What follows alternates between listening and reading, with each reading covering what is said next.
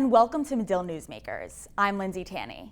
Today, we're going to be covering all things parking in Chicago: meters, permits, garages, ticketing, and more. We'll hear from city officials, experts on tourism and apartments, as well as local residents on what they think about parking in Chicago. And lastly, we'll show you an experiment I conducted based on using rideshare versus parking when going to one destination. Now, parking has been a problem in Chicago for many years. In 2008, the city of Chicago privatized the city's 36,000 metered parking spots for an upfront payment of $1.15 billion, indicating that the company, Chicago Parking Meters, receives the revenue that the city would normally get, $20 million annually. The company is in charge of maintaining and operating the city's meters. This deal, signed off by then Mayor Richard M. Daley, has struck a great deal of controversy within the city. Most complaints have to do with increased prices and meters breaking down due to poor weather conditions. Some have acted in support of the deal, saying it digitized Chicago's parking meters and allowed for a seamless, hands-free paying experience when it comes to metered street parking. Now, it's a pleasure to bring on the Director of Security and Department of Finance for the City of Chicago, Charles Billows, who has an insider's perspective on what the city's role looks like in terms of this parking deal. So Charles, how does the city know when and where to check for parking violations? Everything is driven by data based on tickets we issue, based on historical tickets, just as mainly, if you went over here, so we'll adjust we have a guidance feature. So when the employee logs in for his day and he's assigned to zone 1, he's going to have a heat map. And it's going to show him, the probability in the areas that he should go to first. So it'll be all in red. That'll be his first area to go to, because that'll be all his street cleaning. So he knows he needs to get there at 9 a.m. That's when it begins. And then once he's complete with that, then he can move on to his other, the next one would be blue. So he'll go to the blue area and patrol that area. They're allowed to veer off, because it's but then we use that data to say, oh, well, he actually went this way and got more tickets than if he'd went that way. So next time when we send them out, we'll concentrate in this area also. So how do you guys decide whether to issue a ticket, tow a if issue a boot, etc.? So as it pertains to ticketing, we just patrol an area. If we see a violation, if someone's in the car, for instance, we'll ask them to move. Like, yeah, you can't park here. And 99% of the time they move. But if no one's in the car, we'll take a picture of the car in violation. So we'll then type in the information, make, model, license plate, location of violation, type of violation, and then we'll issue the ticket in an envelope, and it'll say on the ticket, this vehicle is in violation for this. And there's photo evidence if you'd like to review it. So we submit that with if it's a vehicle with a boot, you have to have 3 unpaid parking tickets or 2 greater than a year. So, and they must be in final determination, which means that we sent you 4 notices per violation. So there's multiple notices that go out and says that you received the ticket, your ticket must be contested, that your ticket's going into it's going to be doubling, and then you're on the boot list. So then if we boot your vehicle, you have 24 hours to come into compliance, which means you could pay all your tickets, or you can get on a payment plan. Okay, so what changes have you seen since Chicago's parking meters went private in 2008? Has the city done anything to improve things for drivers? My opinion is that with this most recent mayor, that there's been the most change in parking. There's been, she's implemented, the extra 24-hour notice. Hold on your vehicle. They've added payment plans, hardship payment plans to vehicles. So we've actually seen the dollar amount go down of historically prior years. We'd average about $600 in revenue generated from a boot. Now it's like under 200 because people are getting on payment plans. You can get on a payment plan for as low as $25 down and a $100 boot fee. So you get your car back and you're back on the road. And another thing she's done is she stopped suspending driver's licenses.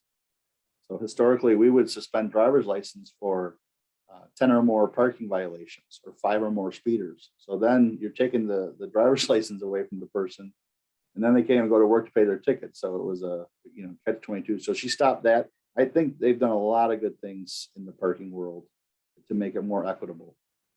Thank you, Charles. And now we're going to hear from Teresa Goodrich, who's the founder and publisher of The Local Tourist and Your Chicago Guide.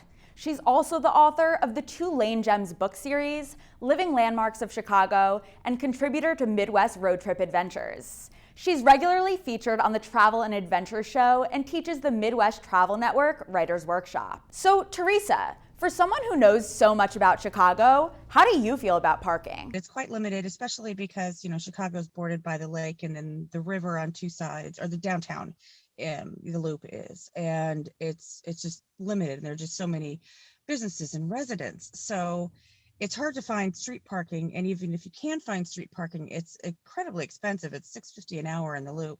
And it's more than that, but it's, I think, $4.50 now in the other downtown neighborhoods, but that's an hour, and that really adds up pretty quickly. But this parking is so scarce that you can't find it. But then if you want to go with a garage, a lot of times that can also be incredibly expensive. Plus, if you are, 5 minutes late, like 6 minutes late, you get a 5-minute window leeway. But if you're 6 minutes late, you're going to get a ticket, and those tickets are expensive. And you can also end up getting towed if you don't read the signs properly. And then finding out where your car is located once it's been towed is an adventure in and of itself. There are a lot of different considerations when it comes to parking in Chicago. Interesting. So what is your perspective on the controversial deal that sold the city's parking meters to a private company in 2008? I don't think something like that should be privately funded, but that's a personal opinion. I think it did increase the cost of parking, but it also, the upside for it was that it did switch to a more automated, easier to use system. So that, it switched from having to use coins and always having to have basically a roll of quarters in the car just to park downtown, to being able to use credit cards. Now, does that have to be privately funded, or I don't know, because I know municipalities all over the country and probably the world have switched to more credit card based systems. So that I don't know as much about. I just know at the time it was quite the big brouhaha, and I was like, is this, this is something that the public needs and should be funded by the city. Thank you, Teresa. Coming up, we hear from some local residents and an experiment you won't want to miss. Stay tuned.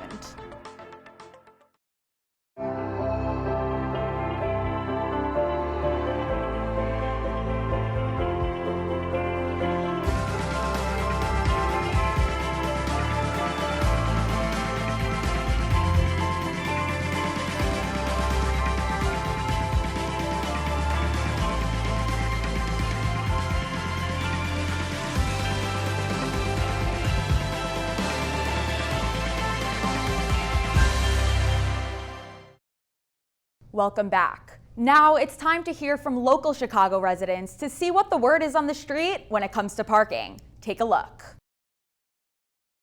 It's almost pretty rare that you find a spot instantly. I would say on average it's about 20 to 30 minutes. Sometimes can be a little bit longer. Sometimes you have to end up parking, 6-7 blocks away and having to hike to where you're trying to go. So what's the point of having a car at that point? Well, I sold my car. That should be enough. I think the longest I've waited was like 40 minutes for parking. I won't spend a lot of time out. We'll find an alternative rather than street park if there's nothing. Yeah, maybe 10 minutes. It makes it easy if you have the app, but it's really just hard to find that parking spot. I think it's called Park Chicago or Park in Chicago. It's kind of convenient. And I am surprised as I go to different parts in the city where it's like, oh, that's actually pretty cheap. It's like $2 for like 30 minutes. I use Spot Hero and try to find the cheapest parking I can find. Spot Hero has been really helpful, I think. If you're in the middle of downtown, it can be outrageous. I don't think it's affordable. Accessible, moderately so, I guess. I believe that if you pay your taxes, that parking should be free, because I feel like parking is just really expensive. Parking is a big problem in Chicago, but it is what it is, and people pay for it.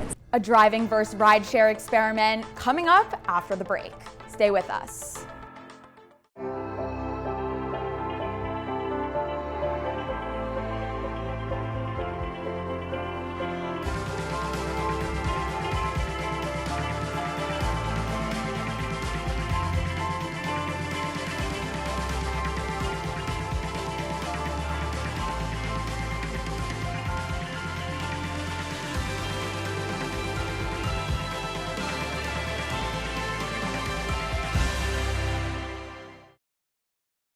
welcome back. Now, to close out our show, I wanted to do a fun experiment for you all. So with a little help from my roommate and some friends, I calculated how cost and time efficient it was to drive versus Uber to my destination. Hi everyone, I'm Lindsay Tanney. And I'm Maddie Fink. And we're doing an experiment on whether it's gonna be more cost effective and time effective to Uber to dinner or to drive to dinner. Now, we have two friends that are starting timers for us. One is gonna go with Maddie and is gonna drive to the restaurant, and one is gonna come with me and we're going to Uber to the restaurant. I'm gonna start the timer as soon as I call this Uber. It is 4 minutes away. Okay, now the timer is started, and as you can see, my Uber is confirming, and it is going to be here in, oh wow, 1 minute away. That is a very good response time. Hello, for Lindsay. Thank you. Okay, we're about to start our drive.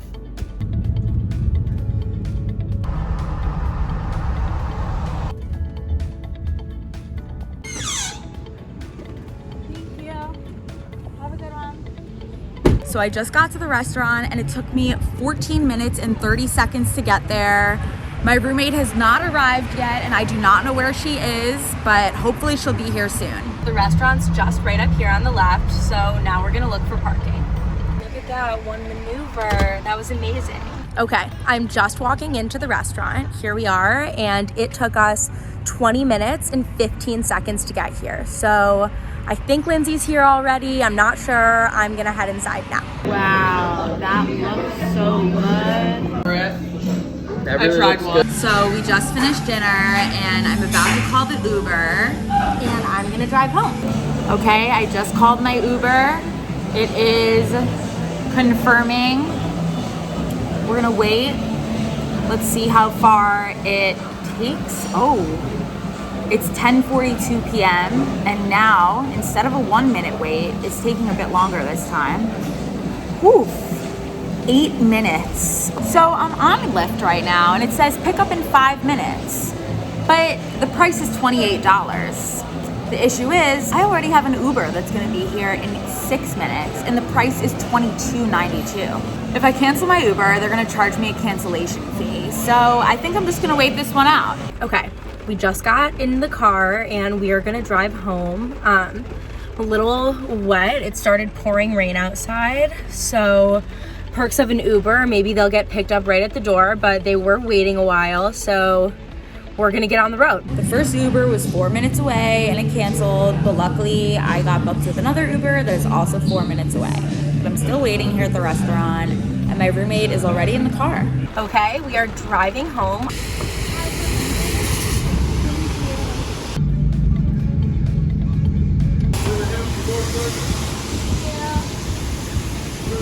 So I just walked in the door. It took us 19 minutes and 24 seconds to get here. Let's see how long it took my roommate. Shocking discovery. I just walked into my apartment and my roommate is not home yet. She left a while before me. I also had an Uber cancel on me while I was still in the restaurant and she's still not home. I wonder how long it took her to drive there. Maybe she's in the parking lot. We're gonna find out soon. Okay, we just parked the car. It is 11 o'clock, 11:01 now, so we're gonna go inside and see if Lindsay made it. I walked in the door about 2.5, 3 minutes ago. She walked in after me, but she left about 8 to 10 minutes before I did, so not really sure how that worked out. Here's the time and cost breakdown of our trip. As you can see, it's more time effective to use rideshare, but it's way more cost effective to drive and park. If I was worried about time, I'd choose Uber and hope the wait time isn't too long. But in all other instances, I'd prefer driving and parking. Wasn't that a fun experiment? That's all the time we have for today. Thanks for watching Medill Newsmakers. I'm Lindsay Tanney. See you next time.